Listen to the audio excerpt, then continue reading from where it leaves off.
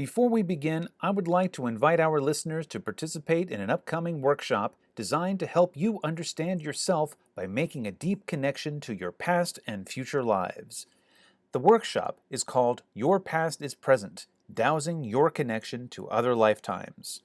The workshop will be conducted over 2 days on October 1st and 2nd over Zoom, and each student will receive newly designed dowsing charts and protocols that will allow you to make an emotional and experiential connection to your other lifetimes.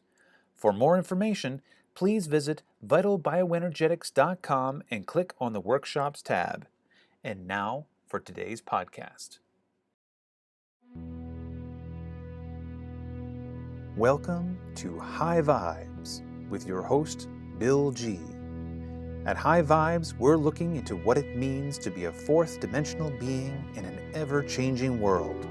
We hope that by listening to our podcast, you can feel a greater sense of peace and connection as we collectively raise our energetic vibration to the next level. And now for today's podcast.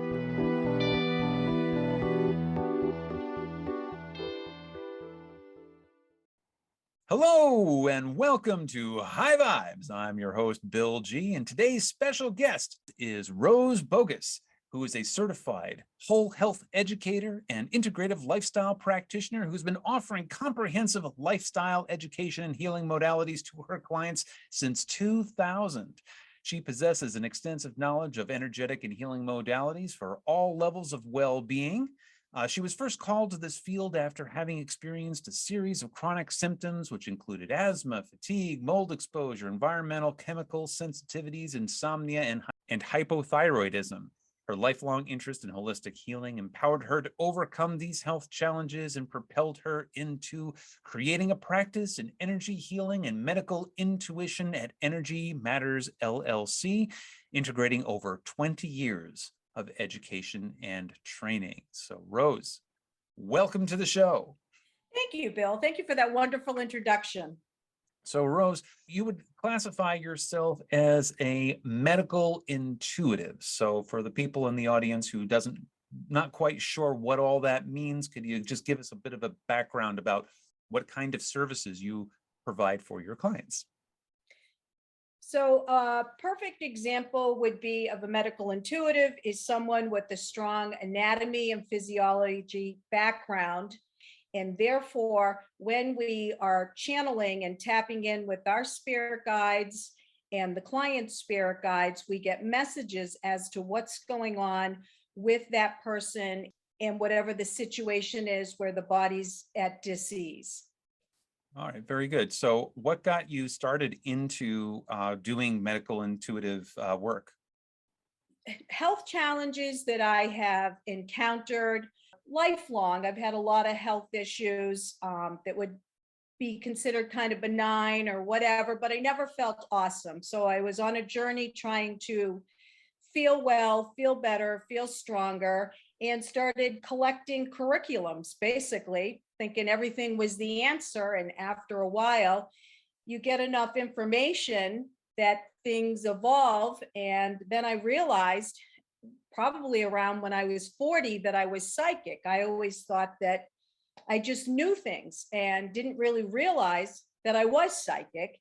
And that's when the doors really started to open. That's when I started seeing energy, started seeing aura, started taking classes to learn how to correctly dialogue with the body, with the organs.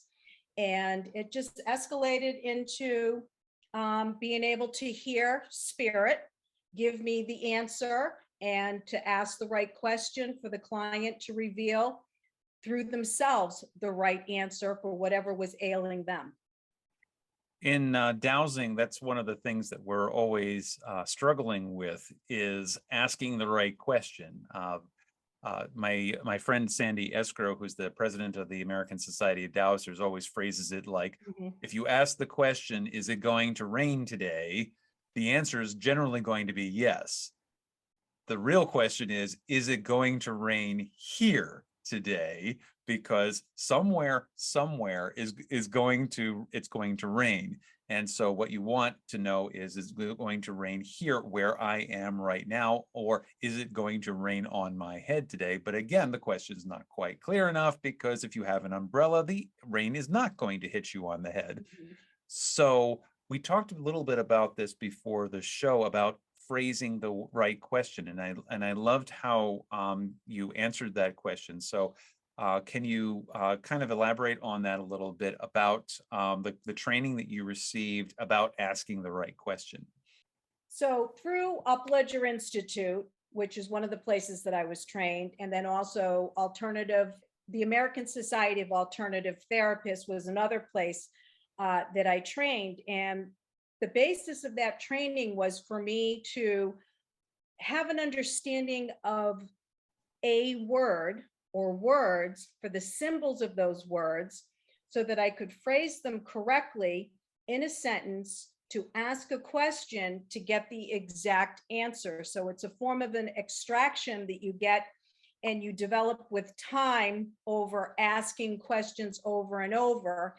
Right now in my life, I am intuitive enough with my guides that they actually give me the question, or it would be more so that I'm actually able to understand their language, which then, portrays into my ears as English. And I can ask the exact question as to what's going on with someone. Can you give me an example of the symbolatry of a particular word? Yep. All right. So, one word that comes to me right away is one time when I was in advanced craniosacral. So, it's a week-long curriculum where, you're working around the clock in therapy sessions. And that's just part of the protocol, that you're tired, you're worn out, but you're working. And someone was on the table, and I don't know how the conversation evolved, but she was discussing how she loves ice cream. And so you hear the word ice cream and you say, "Oh, that sounds fun or delightful or yummy." But actually, what she was really saying is, I scream, not ice cream. And so when you broke that in, then you turned around and you phrased it to her, which you kind of catch him off guard because she's thinking of ice cream, but you catch her subconscious off guard and you say, "What are you screaming about? Why do you scream? I scream. What is that?" All of a sudden, it brings her into an epiphany of an event that took place in her life that was obviously very traumatic. And then you take it from there and you work your way through unraveling it, helping her to understand the energy fields of it so that she has the choice and the opportunity to let that energy go. That is fascinating. I never really thought about words having that much power. Can you describe to me what a typical session is with you working with a client? I'll start first with a new client because a seasoned client, we get right into the meat immediately because their body knows exactly what to do. But with a new client, I'll ask them always, even if I already knew why they were calling, I ask them to tell me why they made an appointment, why they're calling, because as they're speaking to me, I'm channeling with my guides and I'm listening for key words. And a key word could be, well, I was curious. Well, yeah, of course, we're all curious, but why are you curious? So when the key buzzwords start to show up, it then helps me to formulate the first question. And then as I'm energetically looking at them, because all my sessions are phone only, long distance, and it's because I have a better vision that way, I start to see what part of the body is speaking to me, wherever this energy field is trapped or stuck and trying to get out and emerge. Is there a color to it? Is there a sound to it? Is there a smell to it? And the questions just lead into that. And then it starts to turn into an extraction. And then we look at all the key players that are surrounding this situation. So I'll give you an easy example. I do a lot of work with organ transplants. So we're looking at the energy fields of the donor. We're looking at the energy fields of everyone in the OR. and we're looking at the energy fields of if a donor became a donor because they were in an accident or something. We're looking at all those players as well, because every one of those energy fields actually show up at the session, and each one has to individually be addressed and removed or released in order for us to get to whatever the situation is at the bottom of the pan. Okay, so now that you've established like, let's use the example of the organ transplant. You got the donor taken care of, you've got the recipient taken care of, you got all the doctors taken care of, and I imagine once everybody is in alignment, then the transplant is a success generally. In general, yes. And then, of course, I didn't say, but then we actually communicate with the exact organ. Okay. Yes. And there will be a personality and a vibration to the organ. And it is very true that if the person was a pleasant person, there's that vibration coming in. And if it's an unpleasant person that happens to be the donor, then we work with that energy field to see if we can help it to transform and work through that organ to the donor to find out what was going on in their life that soured them, so that we can help them kind of release that, which then in turn releases the organ. And then one of the biggest things I do with an organ transplant is I really try to stress to the recipient that the organ is a gift and it is lent to them. And they really need to understand all the dynamics of lending, because at the end of this lifetime, that lent is over and we return that organ. So we kind of set up a little prayer that they know at the end that that organ is being returned back to the recipient at the end of this lifetime. And we're grateful and thankful for their sacrifice for them. Can you give me an example of a success story, something that really, when you think about it, you're like, wow, this is really, really cool. All right. So a lot of people aren't aware of, everyone always thinks it's a kidney, it's a heart or whatever. But, a lot of people are getting implants.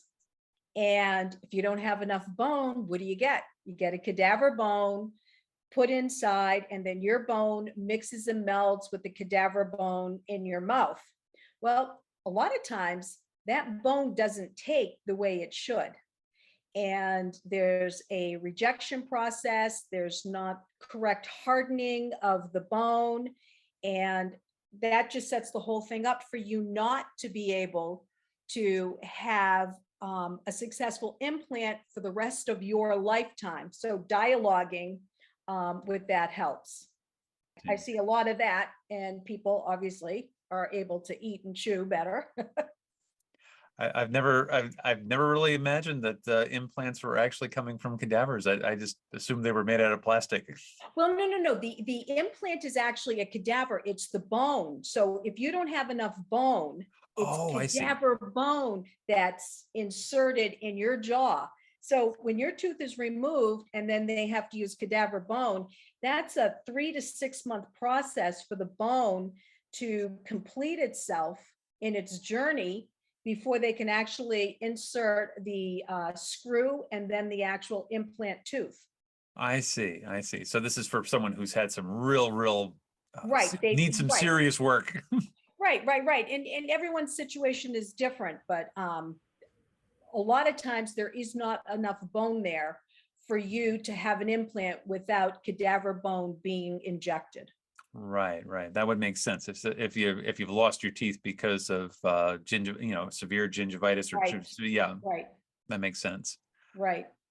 What are some things that you do to keep your vibration at a high level? So not just for your clients, but also for yourself, because I imagine that by doing the work, there's a temptation to take on the energy of the person that you're working with. So how do you keep yourself in that high vibration? So one thing that stuck with me as a child, and I will never forget this, my mother was talking about some ladies at church who were healers, and they would pray for you and they would take away your illness. And as a kid in my mind, I would say to myself, why are they taking away other people's illness if they're not well? And I'll never forget it. One woman that my mother introduced me to was in a wheelchair and she was sick. And it was like she was being a martyr. She was sacrificing, she was healing all these people taking their illnesses in church. And so now she's dilapidated. And I was like, why would you do that? Why would you keep this stuff? So I really think it's a frame of mind that it's not mine. I do not accept it. I do not allow myself to integrate with it. And I never feel or believe on any level that any healing that takes place is from me. It's always through me. And by that channeling through me, the resource is abundant and forever, and it comes through me. So I'm not depleting myself. I'm always getting filled up with whatever's going through me, the white light that's going to them. There's always going to be some left for me too. And in the beginning, before I guess I really had a complete handle on it, that I used to take a lot of Epsom salt baths. And I used to make sure that I dunked my head. Washing your hands is huge. Grounding, I'm big on grounding. I do sometimes groups for grounding, and I can ground. I don't care if you're in California or in Australia. I absolutely can ground you. But we should do for like a couple of minutes for me to ground anybody who's listening to this. Absolutely. Okay. All right. So you use the word guided. And yeah, it is in some sense guided. So if everyone's ready and willing, what I want you to do is to sit, take a couple of deep breaths, make sure your feet are flat on the floor. And I want you to ground yourself as best that you know how. And let's just give that a minute.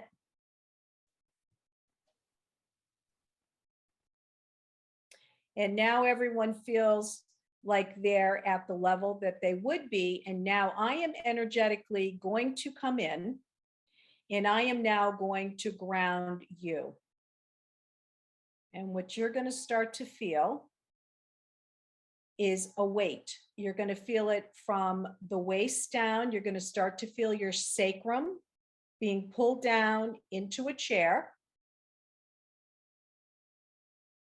That's it. And you're going to start to feel your legs and your thighs getting a little bit heavier. And some of you might feel yourself swaying back a little bit. And then you're going to start to feel almost like a weight or a blanket on top of your shoulders. And you're going to start to feel yourself being pushed into your chair, almost like if you wanted to get up, you couldn't. And so we're going to stay right here for a minute. And then I can feel a few people trying to lift up out of that through their sacrum. And I'm going to ground those people back down. And now I'm going to take you a little deeper, and we're going to ground a little bit lower. And now you should almost feel like your body's compressing from the chest down into the chair.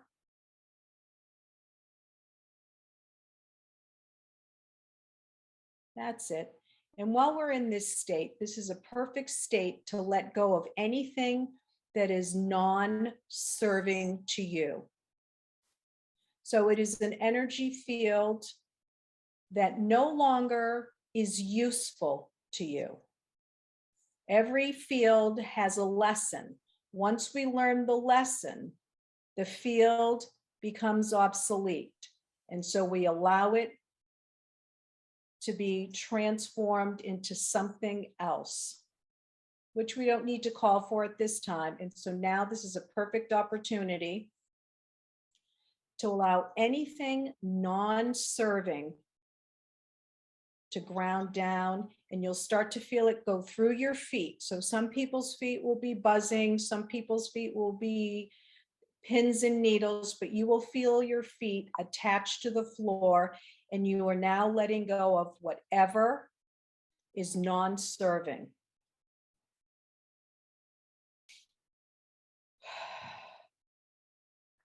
And if anyone's taken a deep breath or anything, that's your body letting go, releasing. I've taken a big release for a lot of people, letting things go. It's a buildup of energy that kind of just surges out.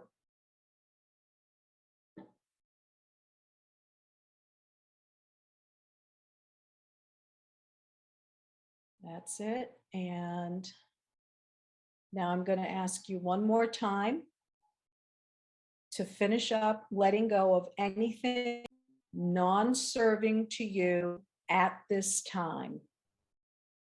And as your body finishes up, you'll start to feel your sacrum lifting up out of the chair. You'll start to feel your upper back relaxing differently and pulling up. And you'll start to feel things almost pulling up from the earth now. Instead of going down with non-serving energy, we're now pulling up negative ions from the earth.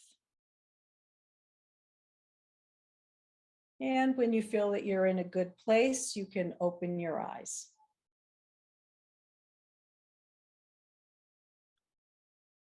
That was absolutely incredible. I could feel all of that. Excellent, excellent. Wow, I could feel my feet dragging into the ground and on this and when my sacrum was like digging into the chair and I couldn't. Oh wow, that was really, really great. I used to, when I would teach Reiki, and I would tell all the students we're going to learn how to ground, and they're all like, oh, we don't want to learn that, we already know how. And I'll say, well, you ground for me and you tell me if you know how to ground. And when they would ground, I would ground them so intensely into the chair they couldn't get up, and I'll say, now that's really grounding, now let it go. Wow. Well, thank you so much for talking to us today. So can you let everybody know how they can find you and how they can connect with you to perhaps seek out your services? Yes, so energymattersllc.com is my website. And if you Google just Rose Boghos, Boghos, you'll find me on the internet, or my cell phone is 781-820-6163. Fantastic. So thank you very, very much for joining us today. And thank you everyone for listening. And we will see you next time. Thank you for listening. For more information about Bill and Nina G, please go to www.vitalbioenergetics.com. See you next time.